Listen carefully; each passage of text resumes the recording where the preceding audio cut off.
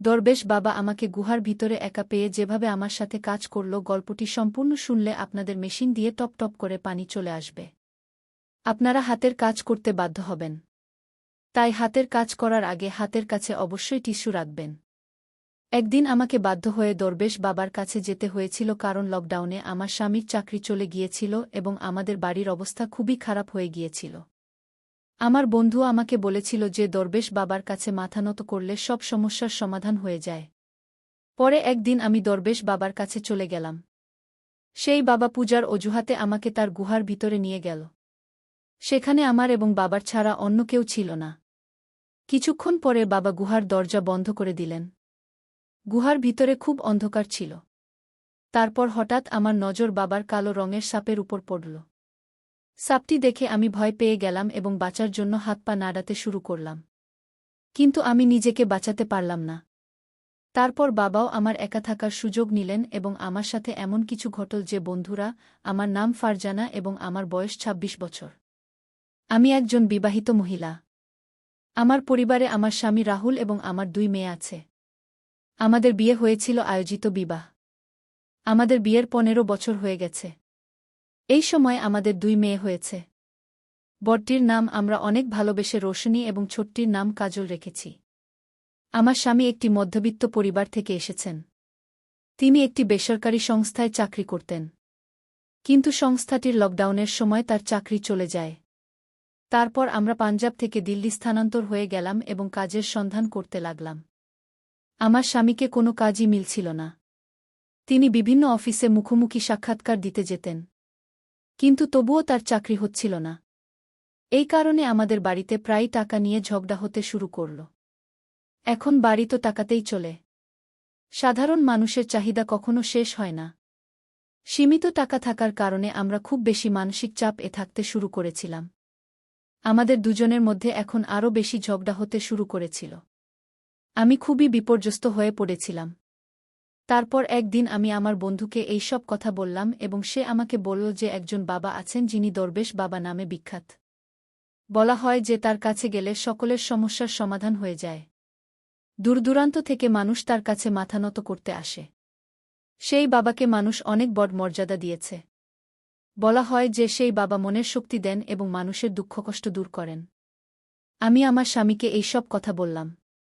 আমার স্বামী এই সব কথায় বিশ্বাস করতেন না। তিনি আমাকে বললেন, তোমার যদি যেতে হয় যাও, কিন্তু আমাকে এই সবের জন্য জোর করো না। আমি ইতিমধ্যেই খুব বিপর্যস্ত গিয়ে আমি ভাবলাম যে আমি আমার স্বামীকে বাবার কাছে যেতে বেশি জোর না করাই ভালো। যদি তিনি আমাকে যেতে বারণ করে দেন।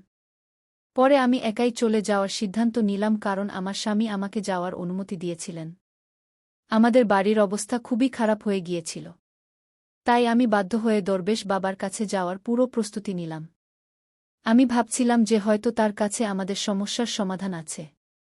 পরের দিন আমি গোসল করে একটি ভালো শাড়ি পরে বাবার আশ্রমে চলে গেলাম। বাবা দেখতে ৮৫ থেকে ৫০ বছর বয়সের মনে হচ্ছিল। তার চারপাশে ভক্তরা বসেছিল।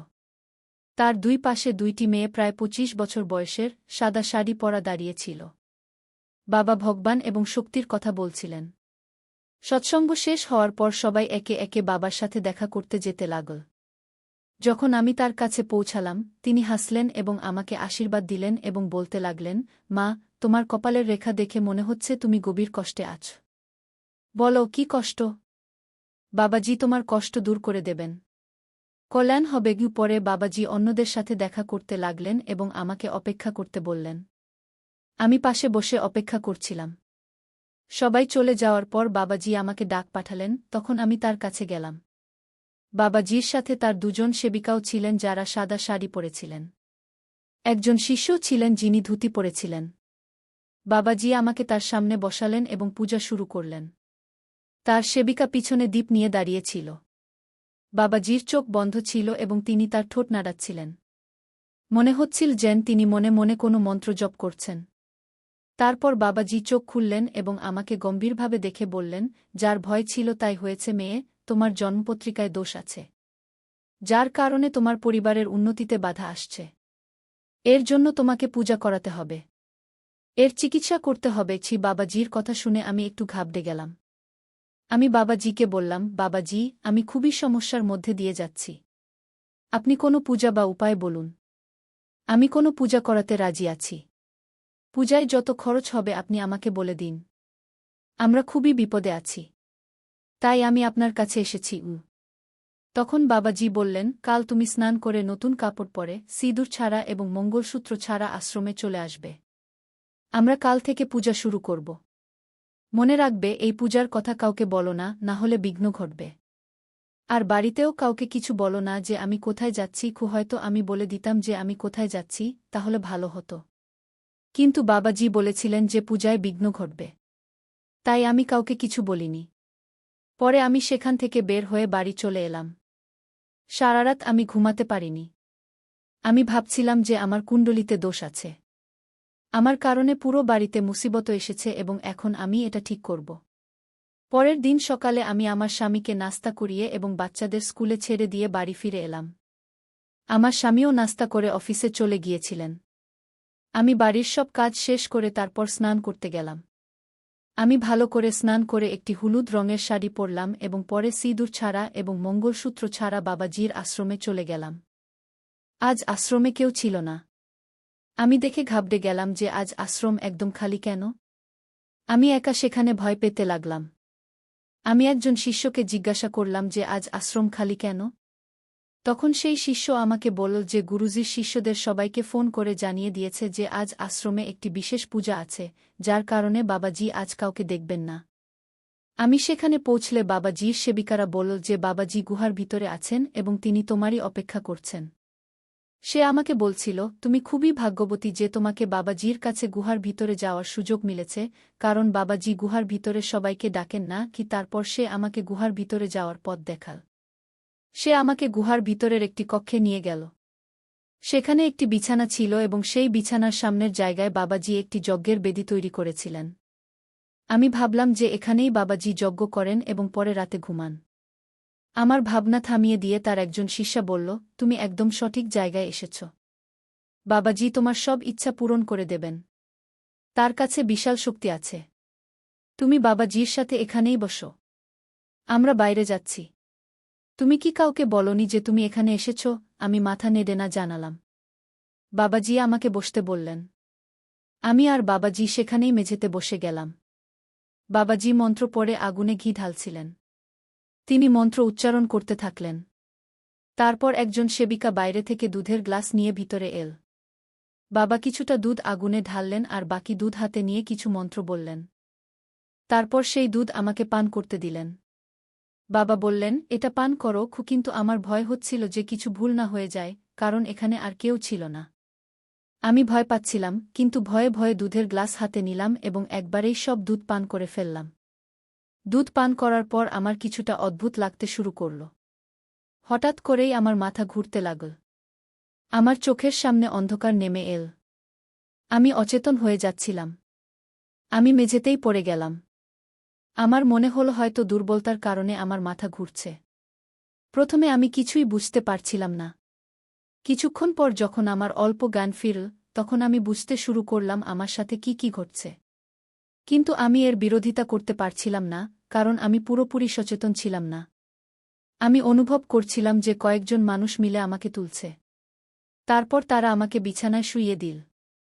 আমি চোখ খুলে সব দেখতে পাচ্ছিলাম, কিন্তু কিছু করতে পারছিলাম না। তারপর সেই বাবা তার শিষ্যদের বাইরে অপেক্ষা করতে বললেন। বাবা পূজা শুরু করলেন। আমি বাবার এই কাজ দেখে হতবাক হয়ে গেলাম। আমি ভাবতে লাগলাম, এটা কোন ধরনের পূজা?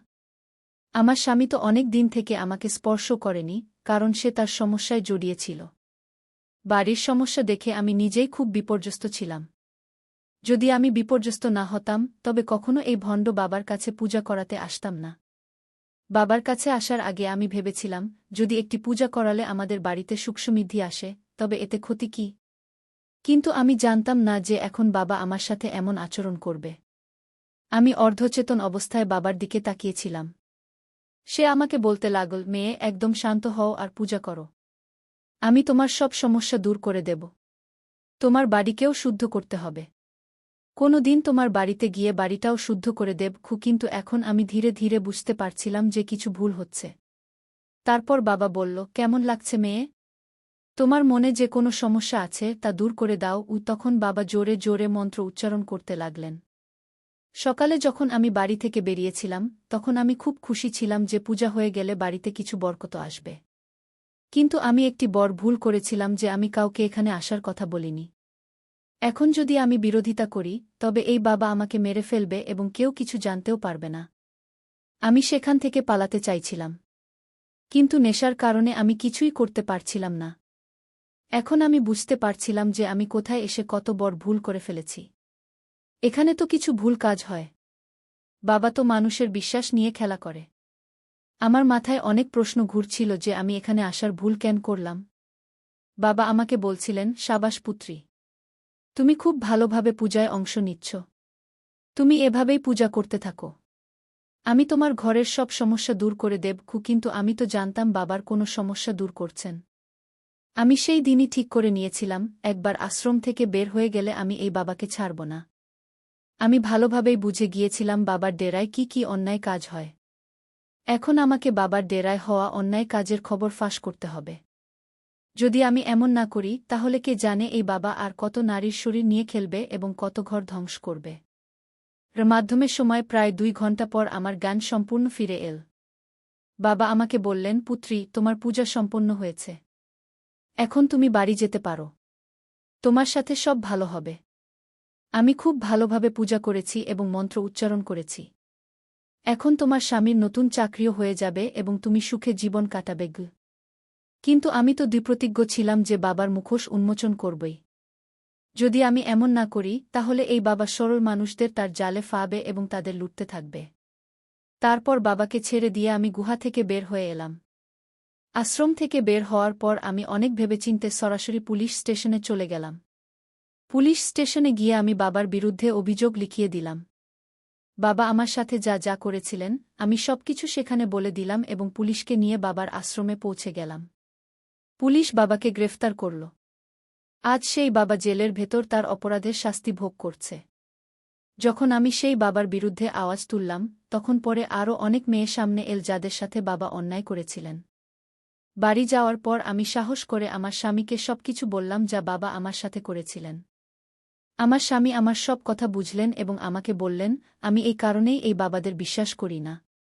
যারা বাইরে থেকে একরকম দেখায় আর ভেতরে অন্যরকম হয় গিয়ে। তিনি আমাকে বলছিলেন, যদি আমি তোমাকে সেই বাবার আশ্রমে যেতে বাধা দিতাম, তাহলে তোমার মনেও এই বাবাদের প্রতি বিশ্বাস থেকে যেত। আর তুমিই বা আমার বাধায় থামবে কেন? এখন আমার স্বামীর চাকরিও হয়ে গেছে। আমি যে বাবার বিরুদ্ধে অভিযোগ করেছিলাম, তাতে আমার স্বামী আমাকে পুরোপুরি সমর্থন দিয়েছিলেন এবং আদালত সেই বাবাকে যাবজ্জীবন কারাদণ্ড দিয়েছে। সে জেলের ভেতর তার অপরাধের শাস্তি ভোগ করছে। আমার প্রিয় বন্ধুরা, যদি তোমরা এমন আরও ইন্টারেস্টিং গল্প শুনতে চাও, তাহলে চ্যানেলটি সাবস্ক্রাইব করো এবং বেল নোটিফিকেশন অন করে রাখো। কমেন্ট বক্সে বলো আমার এই গল্পটি তোমাদের কেমন লাগল। কাল আবার এমনই আরেকটি ভিডিও নিয়ে দেখা হবে। ধন্যবাদ।